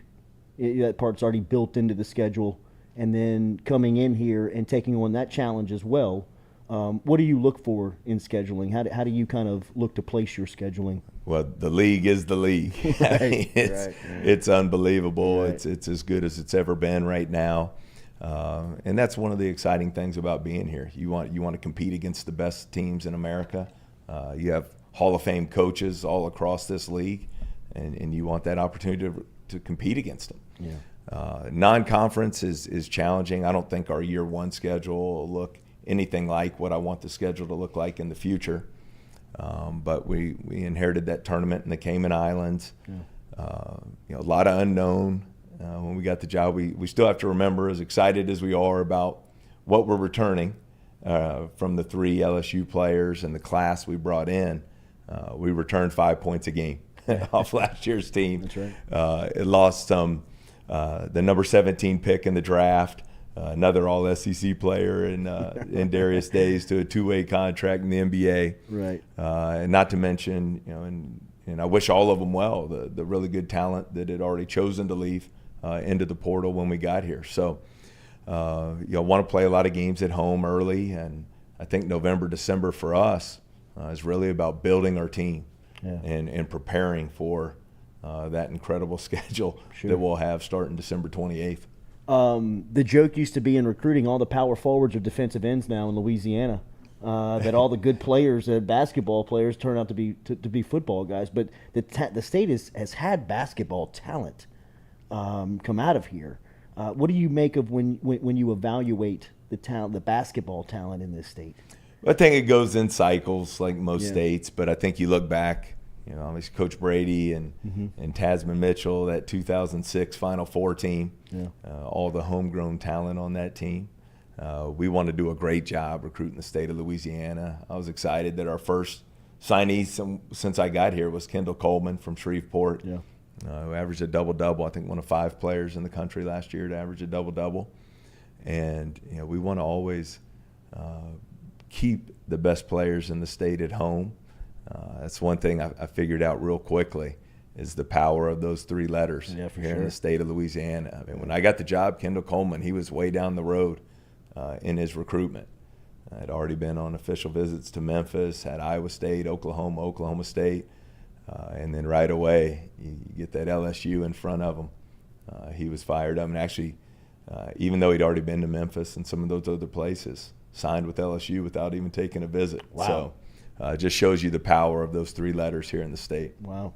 Speaking of the power of it, last week I think it was on display with a cool event with Pete Maravich. A lot of people say finally having his statue debuted on campus and on the facility's grounds. I saw a cool picture of you, Coach Brady, and Coach Brown coming out of that event. What was it like to be around some of the greats? It's amazing for me. I tell people all the time, before I was a college basketball player, before I was a college basketball coach, diehard college basketball fan. I'm one of those kids who grew up skipping school to stay home and watch the NCAA tournament every year. I just love it. So to be able to be in that picture and have the opportunity to sit down and visit with Dale Brown and John Brady's been amazing during my first couple months here. It's just incredible. Yeah. It's a picture that'll go up in my office. I think you can have that balance of, man, this is unbelievable. I mean, I get to coach at LSU. Those are some of the best coaches in the country down there on the other end, on that other bench, and still work like crazy to beat them and to compete against those guys. So that was really cool. Getting to be at the Pistol Pete statue unveiling, getting to meet Miss Jackie and her family, truly an honor. One of the coolest things since I've been here, I got to have lunch with Bob Pettit. Oh, wow. Yeah. And just unbelievable. Yeah. 89 years old. Yeah, man. First NBA MVP ever. Yeah. Talking about intimidating, Coach. I coached his grandson. Oh, man. And he'd be behind us. I'd be like, look at him like, Bob, what do you think? I mean, we good? Yeah. I mean, it was, it's cool because he's very accessible. He was incredible, and just hearing him, he was telling me, I just got off the phone with Bob Cousy a couple hours ago, and just hearing some of the history of the game from him was amazing. And then all the former players have been great. Tyrus Thomas was at workouts the other day, stopped by. Javante Smart, Garrett Temple, Skylar Mays, those guys have been coming in to work out. So it's been really a fun first couple months. That's cool, man. Have you had a chance to exhale? I mean, I can't imagine how much Next pressure May. you felt. Yeah, I mean, still really and truly though. I mean, have you had a chance to like unpack boxes and stuff? Did some of that this weekend. Yeah. But no, that's probably going to be after year one. But I do. I think that's important. Joy, is an important core value that we live by. And I do need to sit down at some point, just take a deep breath and say, maybe it's that first Saturday night in Death Valley. Wow, we're at LSU. Yeah. We're here at this great program, and because of the great players I've had the opportunity to coach over the years, and the great coaches that I've had the opportunity to work with, this once in a lifetime opportunity presented itself, and we're very thankful for it. What's this part of it like now? Like the part like the end of the summer up until training camp. What are you kind of doing as a staff, and what are the expectations from the players in that period? Well, I think these players have worked extremely hard, so I want them to take these 2 weeks to spend time with their family. Because once they get back August 22nd, it's full go until April. Mm-hmm. So I think that's important for them. Get away a little bit. In a normal year for the coaches, it'd be time to probably go on vacation, but there's not time for that right now. The one good thing is August 6th, starting Saturday to the 15th, is a dead period, much needed NCAA dead period where you can't have players on campus, you can't go off campus. So that'll be a lot of time we'll spend together as a staff, really trying to plan out and prepare for the upcoming season, do some advanced scouting of our upcoming opponents. Just continue to build the chemistry in that coaching office. Yeah, your staff it's been cool to watch them work. I'd imagine what it's been like for you, the head coach, to see them putting that group together kind of on the fly and seeing the way that they were able to come together and build the roster and develop this off season. Hey, winning life with great people. Yeah. So that's my first prerequisite when it comes to putting together a staff. I want great people. I went on an interview one time. Brad Stevens when he had it rolling at Butler. Wow. And he's talking about how he hires. He said hungry, humble, and smart. Those were the three things that he was looking for, and that really stuck with me over many years. And so as we put this staff together, wanted to put together the best staff I could that was going to invest in our players on and off the court. And I think we were able to do that. The player development of our coaching staff off the charts. I mean, Casey Long, a guy who's instrumental in John Morant's development, not only on the court but off the floor as well. Cody Toppert, who's been in the NBA, was Devin Booker's player development guy there, has been a head coach in the G League. And then Ronnie Hamilton with his success in the league. Had an unbelievable run at Ole Miss. He's been at Houston, Tulane. Yeah. All three well-rounded. They do a little bit of everything, and all three will be head coaches and have great success. And then with our support staff, right now I'm an outsider. Yeah. Well aware of that. Right. I won't be an outsider for long, but I'm an outsider right now, so wanted to make sure we had our bases covered there. Tasman Mitchell, third all-time lead scorer, mayor of Baton Rouge, great energy to him, great pride in the LSU basketball program. Jeff Moore is the director of recruiting, been in the state 50 years, dad, legendary high school coach in the state. Yeah. So I thought that was important. Casey Long, who I mentioned, he's from Louisiana, Wow. Born in Louisiana. So, and then we were able to hire on the support staff a lot of guys who have been assistant coaches in college basketball for a lot of years. So I like our experience that we've been able to put in there. How much do they ask you about John Morant? How much do you talk about John Morant these days? I try not to John Morant people to death. Yeah. But I'd imagine they ask you about it. You get a lot of questions about it, and his rise to now probably one of the 5 best players in the world. No doubt about it. But it's a great story. I mean, it's the American dream. I got 17 years old when he walked on our campus at Murray State. And now just signed a 5-year contract that'll eventually be worth $231 million. So really proud of him and what he's accomplished. And You see how much he gives back in the communities that he's from. It's fun to watch. Yeah, Coach, thank you for stopping in this morning, man. Always a privilege to be here. Yeah, man. Best Thanks of luck for all to you do. in year one. Looking forward to it. Can't wait. There he is, Matt McMahon, Thanks, LSU Jordy. head basketball coach, in with us for a couple of minutes here. We'll be back with more of the Jordy Culotta Show, driven and powered by Go Chevrolet.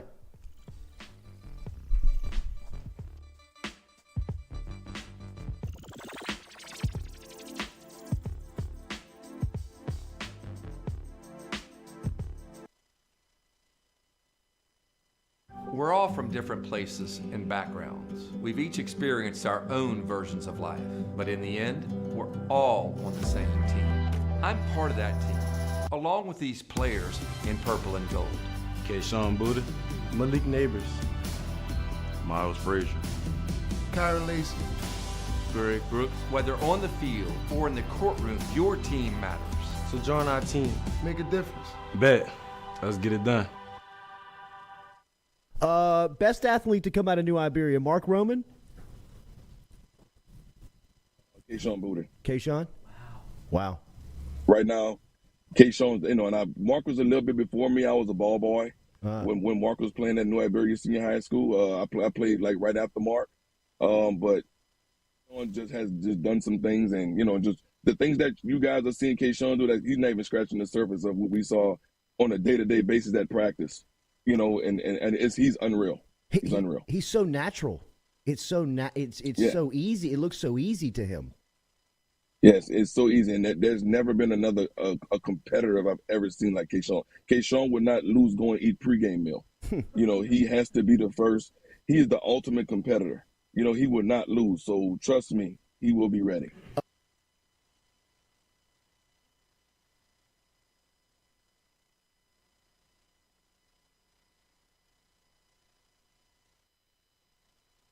Man, so kind of when I entered the transfer portal, I knew, what type of facility, what type of, program I wanted to go to.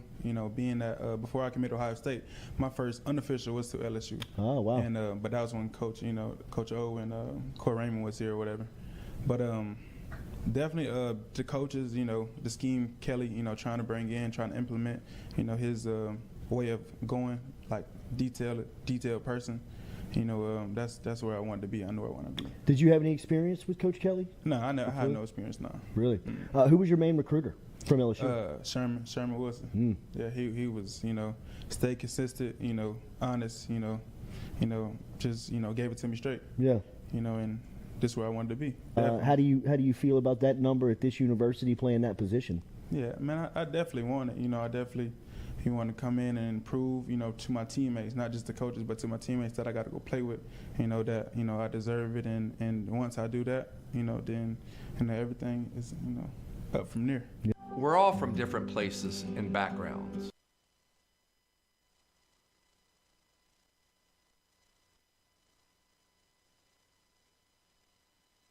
Do you suffer from chronic dehydration? Are you looking to improve your athletic performance and you need to get over and see our friends over at GoFlow IV? They're located on Jefferson Highway. Easy to find them online at GEAUXFlowIV.com. Make sure and use the promo code Jordy Culotta Show. If you do, they'll take 15% off of your initial visit. Check them out online, GEAUXFlowIV.com. I was excited to come to a top level program. I've been at a lot of great places, been very fortunate in my career, but to really say that you have an opportunity every year, once we get it rolling, to win a national championship, there's not very many places that you can say that. So for him to offer me the opportunity to come with him to LSU was nothing but humility and gratitude. Some Sunday players in that room. But again, it's got to be the total package, the total process of buy-in, of understanding what we're trying to get done, of figuring out how we want it to get done, but also allowing those guys to be able to play with instincts. For example, I think Jay Ward is long and athletic. He's very versatile. He's played corner, played nickel, played safety. Very excited about Joe Fouché, one of the transfer guys that we came in because he has a dimension of physicality. Major Burns. fortunate enough that he was able to come back home. Again, he's long, he's athletic, so he gives you flexibility between both field and boundary safeties. And then you've got some guys that you can throw in like Brooks, Sage, Derek Davis. Todd Harris is a guy that's been around for a while, so I think that we have enough in that room to be successful. But again, you still want to continue to grow and be able to push it.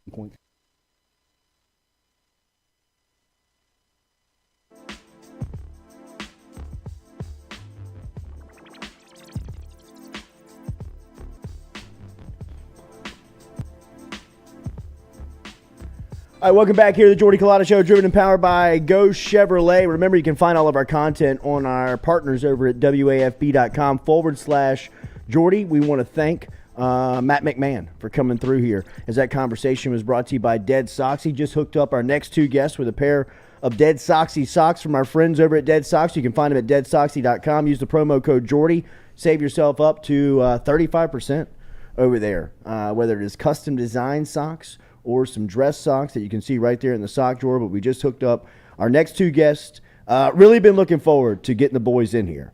Obviously, Jack Mashburn, the look, the tight end with the cowboy collar, the former high school quarterback, or our own Evan Francioni, a good-looking paisan here, a special teams specialist.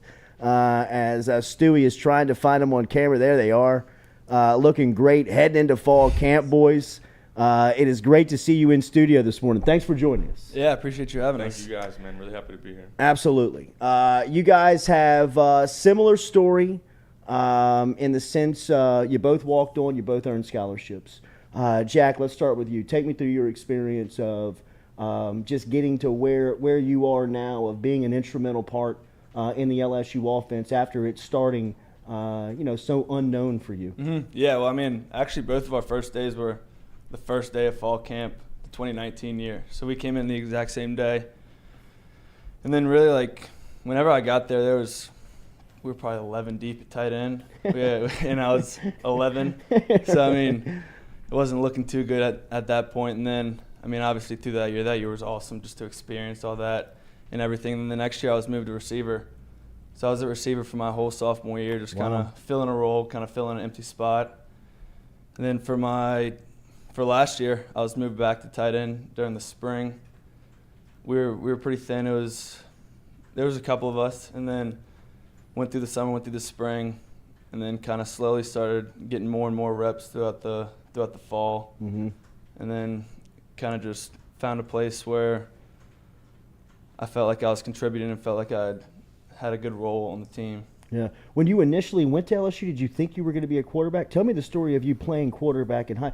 Everybody usually puts their best athlete at quarterback. That's usually how people figure out. Were you a natural quarterback, or were you just like one of the top athletes? Well, kind of growing up, I was like running back, linebacker. Okay. 8th grade, I was quarterback, and then right. So just give him the ball. Mm-hmm. Yeah. Yeah. Gotcha. And then coming, I honestly didn't know if I was going to be quarterback or tight end. I knew I was going to be one of the two, but I really didn't know until a couple of days before camp started. Because I was talking to Coach McMahon about my walk-on position, and I was asking him do you think I'm going to be quarterback or tight end? He was like, I'm not really sure. We'll kind of see when you get here. And then whenever I got there, I think the quarterback room was full, so they just kind of fit me in at tight end. Yeah. Evan, how about for you? You were a baseball player coming out of high school out of Rummel, right. And you initially played in college, but then wound up back at LSU. How did you end up here today? What's your story? So in high school, I went to school with Jamar Chase. We started in our freshman year together, and obviously went through, so we were captains together. And obviously the amount of attention he was getting in high school would draw. You can imagine the amount of college coaches that were at practice. Sure. So I started to establish a relationship with Coach Mickey Joseph. So I decided to play baseball out of high school. And then following that summer, I was not saying that I was unsatisfied, but I kind of wanted more. Yeah. I wanted to challenge myself, and I wanted to become the best version of myself. And talked with my family, and was like, the only place to do that in Louisiana is at LSU. So I started talking to Coach Mickey and was like, look, I'm transferring to LSU no matter what. I want to play ball. And he welcomed the opportunity. And like he said, our first day was literally first practice of fall camp. And got there, just again, like he was referring to, worked our way through the ranks, played in 5 games that first season in 2019 on teams, and then obviously through the years my role has increased. So. Yeah, absolutely, man. No, I remember initially like people being like, "Who's 88?" I'd be like, "He's got a great name. I don't know who he is. He's got a great name." But I mean, like that has to be, I mean, for a walk-on player to get in and play as early on as you did. That to me, when I dove into it more and saw it, damn, he's a walk-on. That's a mindset, right? So, like, I mean, 100%. You weren't coming in here to get the gear. No. So the fact that whether you're paid to be there or not, it really, of course, it matters.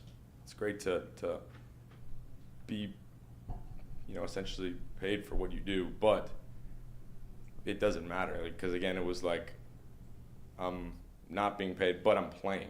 Yeah. So it was again like that's not the goal. Wasn't to, receive a scholarship. Of course, it was a result of all of the work, but initially it was I want to play, and then obviously the ultimate goal is offensive stuff. So I've been 100% grateful for all the things that I've earned and that the coaches have rewarded me with. But it's definitely, like you said, a mindset. Yeah. Did both of y'all expect to get scholarships? I would say, after, a certain point, we were kind of like, hoping for it. Yeah. But really, not necessarily expecting it. Right. Yeah. Take me through last year for you, because at one point it was almost like you were the center part of what they were trying to do. Wherever you were such a key to what they were doing, especially the Florida game with the rushing record that Ty Davis Price set was obviously you were so instrumental in that day. But what was last year like for you? Yeah, last year was a great experience. Going into the season, I didn't know what role I would play, but kind of going up to that Florida game, I got a little more playing time in the week before in the Kentucky game, and so I was getting more reps that week with the ones and everything. And I've always taken great pride in my blocking because, try to obviously do what you can to make the play happen. But really, just that Florida game, everything kind of clicked for the entire offense, for everybody, and it was really awesome just to kind of see it all kind of mesh together. And then kind of just throughout the rest of the season, it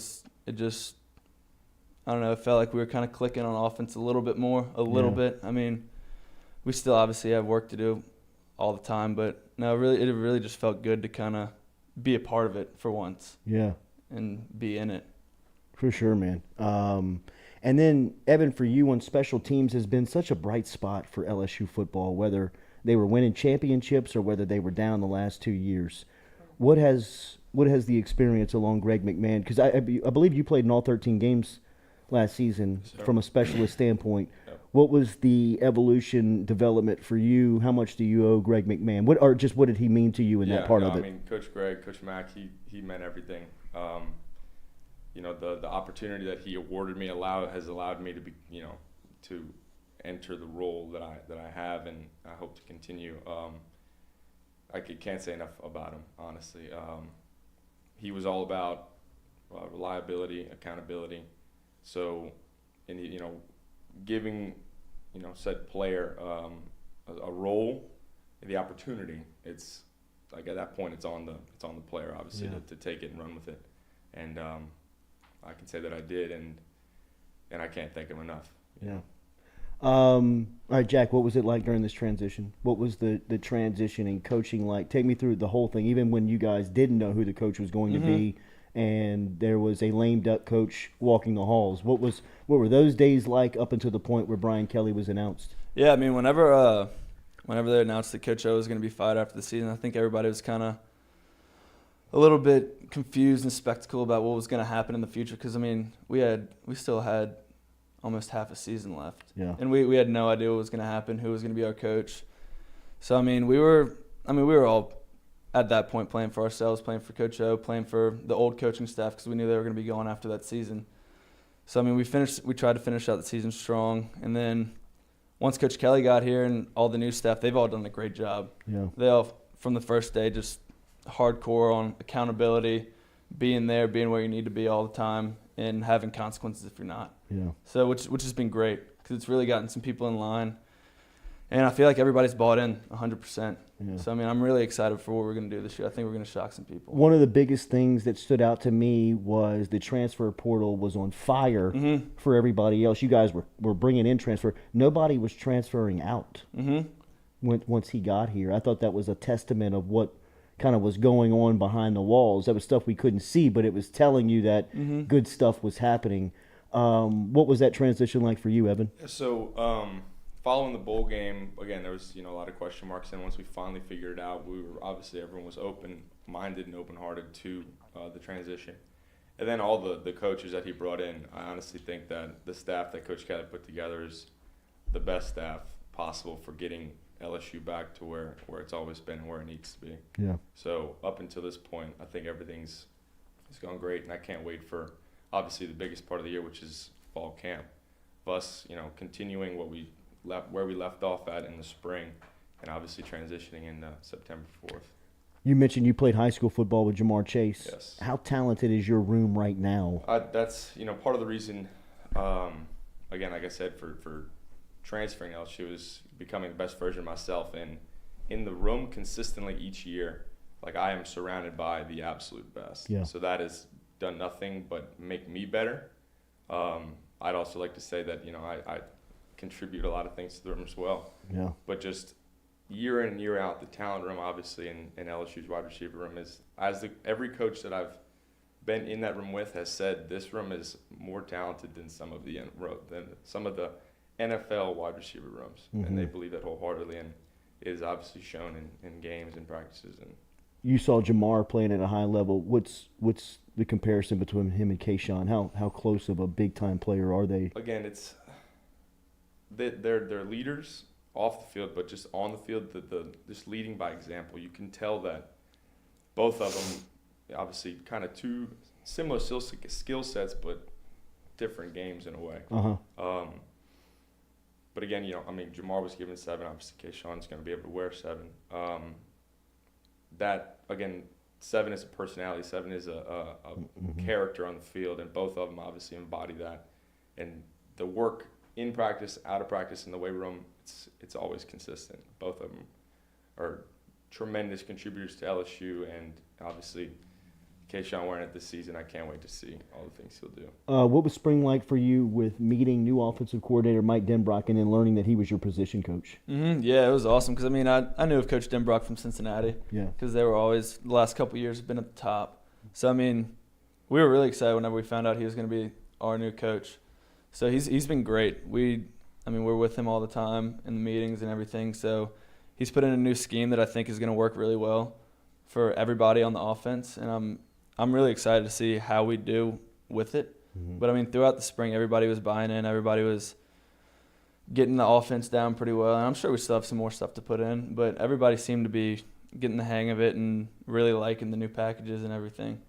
He sat right in that chair a couple of weeks back and said that the quarterback competition at LSU is the best in the country. You guys went through spring with that group. What'd you make of them? They're, from top to bottom, incredible. All of them. You can almost not even tell a difference. I would honestly say what he said. We probably have the best quarterback room in the country. It really is. You can't tell a difference between who's going with the 1s, 2s, 3s, whoever. They all fit in with the 1s. It's pretty incredible to see. What do you make of that competition? Yeah, all 4 of them. You can win with all 4 of them. Through the spring, like he said, it was neck and neck. At least no forefront guy that you can tell from, once the spring was finished, really hard to tell, okay, it's this guy, it's this guy. Yeah. I think it's going to come down to these next, 2.5 weeks, 3 weeks of who's, got it locked in the best and who they can trust for, obviously, September 4th. I wouldn't be surprised if it's, certain, whether it's this one guy, but then, some packages or some special stuff with this one, or if I'm not sure how they'll take it, but. Sure. From the off season, all we kept hearing about was the SWAT teams and what that did to the team aspect of what you guys were building. How did you guys? What was that experience like? So Jack was the SWAT team captain initially in the spring. I was announced as a SWAT captain this summer. What it does is it puts the SWAT team captains in a player of leadership and kind of coaching in a way. It forces the players to take accountability for their brothers and their teammates. It was an interesting concept. I don't think we have been experienced to it before. That's something that they brought over from the other place, but I think it has done nothing but we would have to do questionnaires each day, our supplement checks, being on time. It would just thinking of it as, okay, well, that's the coach's job to remind the players what to do. It would then be from like group texts, hey, this is what we have to do today. We're just switching kind of whose role it was to be responsible for the guys. Yeah, what was your experience like with it? Yeah, I mean, the same thing. Even if a guy on your team is late to a lift, they'll get on you. If you're the SWAT team leader, they'll get on you for him being late. Why didn't you call him? Why didn't you go wake him up? Why didn't you So it really does give a sense of coaching on as a player.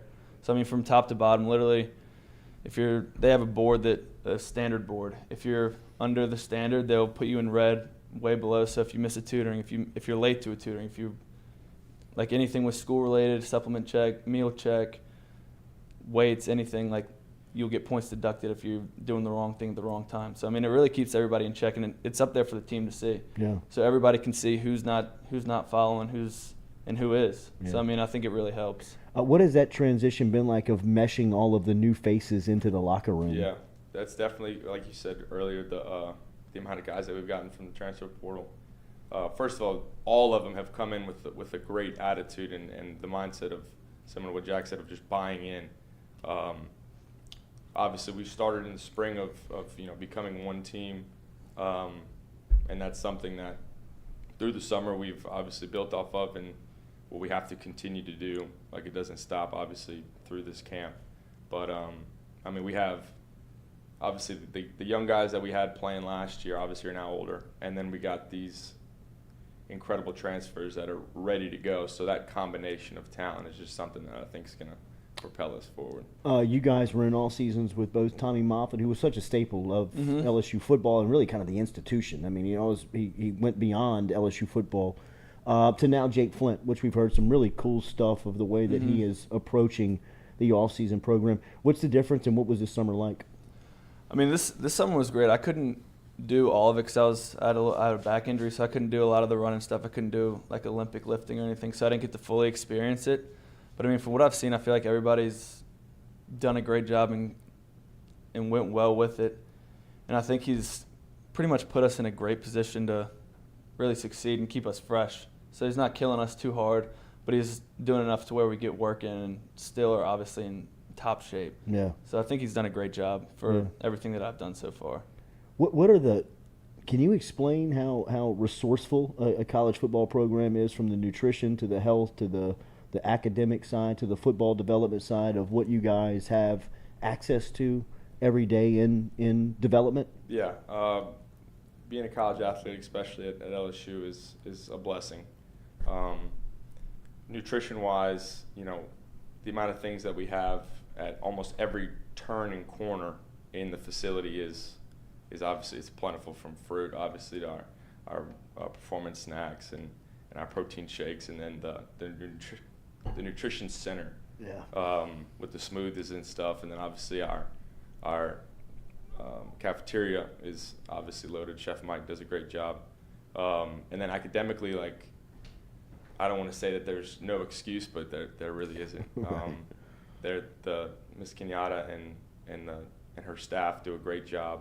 And then just obviously the network, the connection network that you make just from obviously just LSU, you can't really find it anywhere else.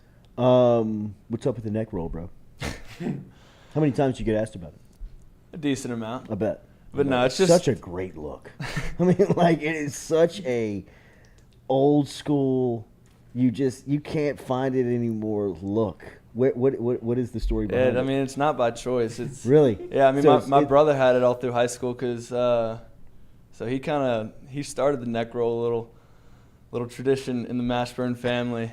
But no, I mean he had stinger problems in high school, and then really last year during spring I started having stinger problems, like just in my neck, and then kind of throughout fall camp got worse and worse. So they started off with a small one, got it a little bigger, and then just gradually got to the full neck roll.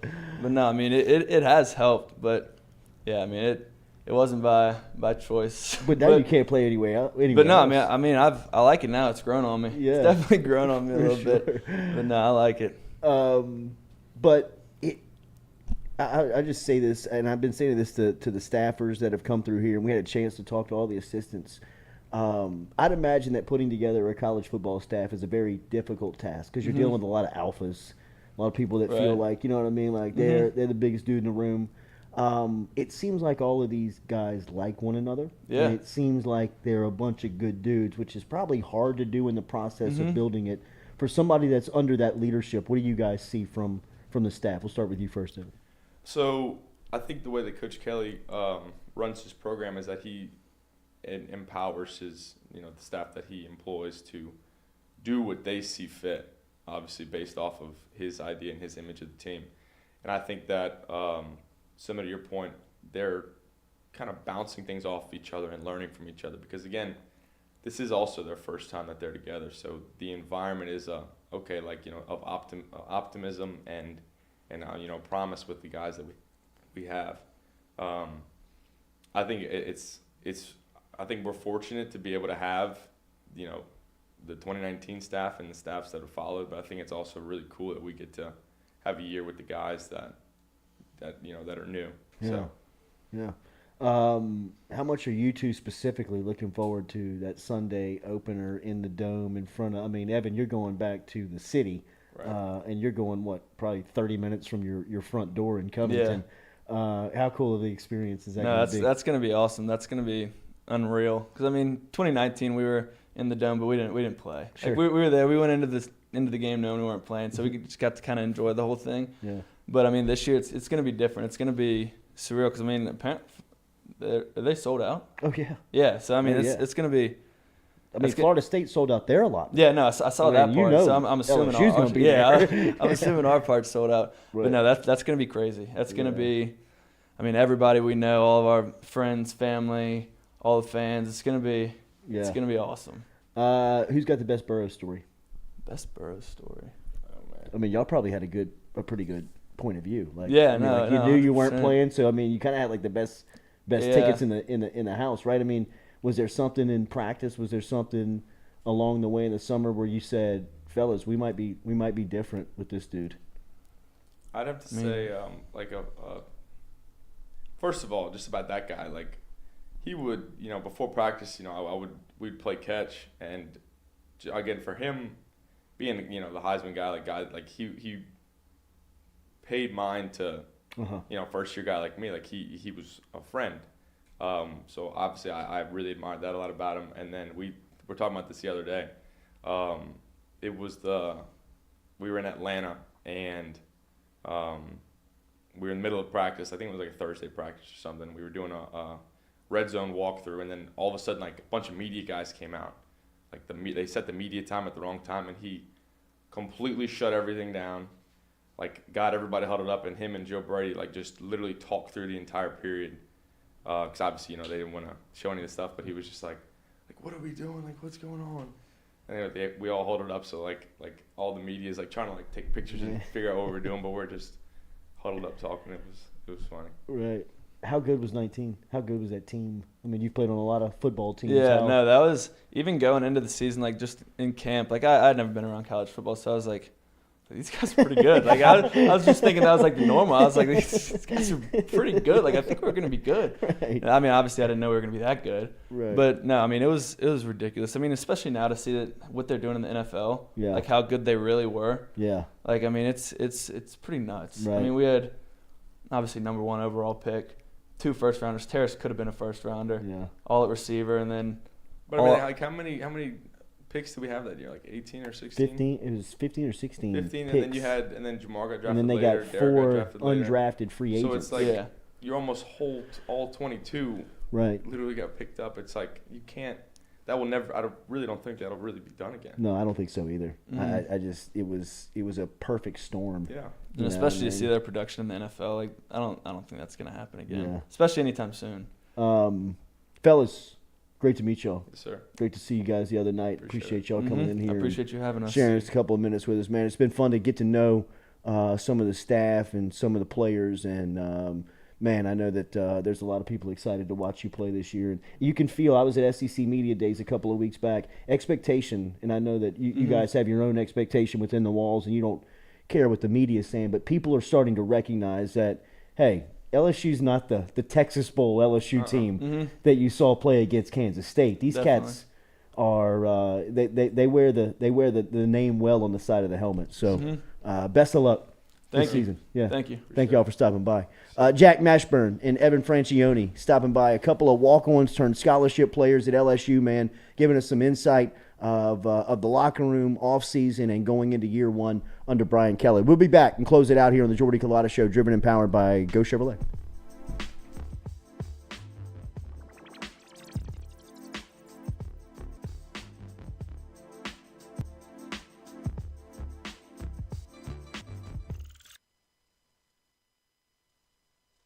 In a wreck, Gordon McKernan Injury Attorneys is ready to go to work for you. Come meet your team. I'm your intake specialist. I coordinate your case and connect you with your attorney and paralegal. That's us, your legal team. Thanks. And we'll fight to get you every dollar you deserve.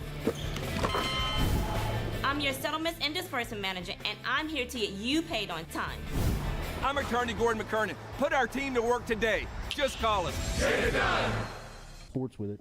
It's just like anything else. I mean, I don't want to get into hyperbole, but it's, everything is. I mean, frankly, I'm still worried more about concussions. We don't talk about it much anymore, but, we've kind of helped solve it in a lot of ways and make the game a lot safer.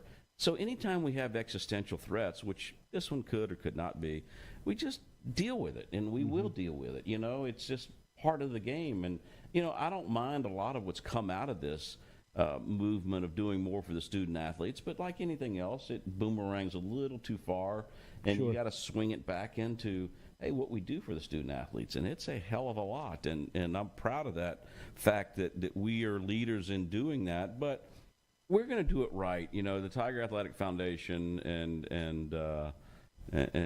in partnership, obviously, hand in hand with what we do, funded a master plan study because I wanted to see, hey, what we needed, and I just didn't want my opinion. I've been a few places, and I have a good one, I think, but you just want to see how and what our needs are, and so we're in that process of looking at it, and obviously the PMAC is 50 years old this year, and probably needs some updating.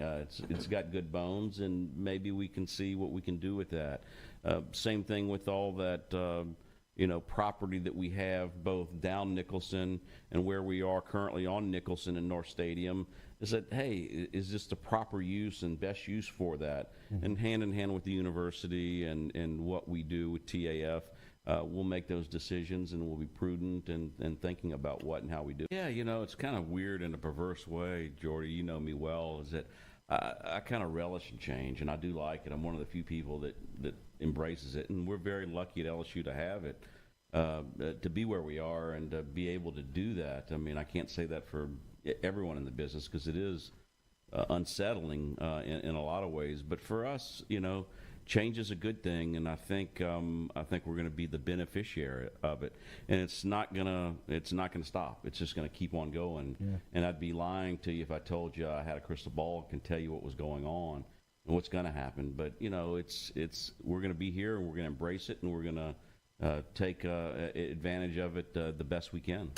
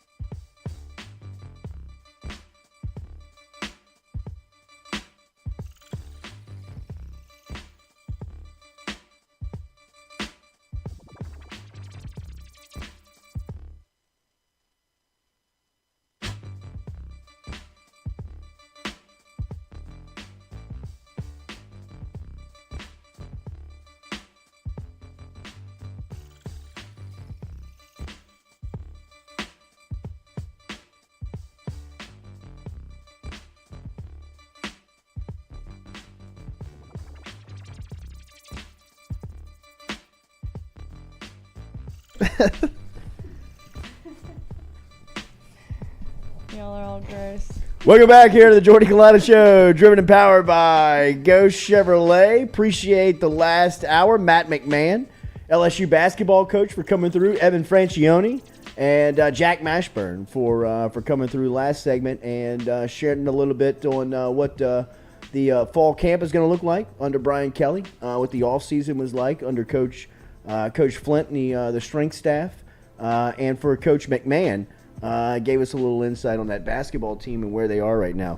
Another one that I feel like as close as the season kind of creeps closer, people will start saying, "Oh yeah, it was easy to hate LSU 6 months ago. It was easy to kind of be wondering what LSU was going to look like, but now you're going to look out there. They have a pretty solid group, man. I mean, I've heard some tales from pickup from a couple of guys that have seen this group play that said they are going to be a tough out."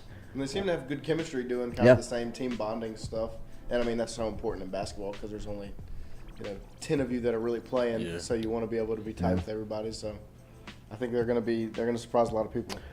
Make sure and hit the like button, share button, comment button. We appreciate you being here on this Monday as always. No mic'd up today as Lloyd has just kind of dusted out of town without telling anybody. He told me he was in Italy, and of course I believed him.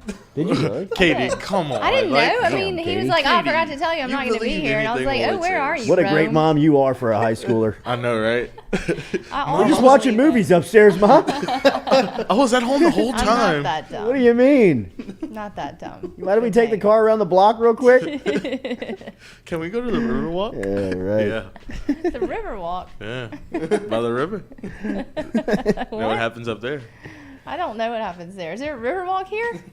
I mean, you just go to the river. Not really. And you just walk. Not like New Orleans. I was in New Orleans over the weekend, which, by the way, Me too. I got into a fight with a telephone pole with a light pole. Oh, I seen thought the you back got of the in a truck. fight. You saw the back of my truck? I was like, ugh. Are you backed into one? If there's a body shop out there that's looking to grow and maybe take a leap of faith in marketing and advertising, the Jordy Culotta Show is a spot for you.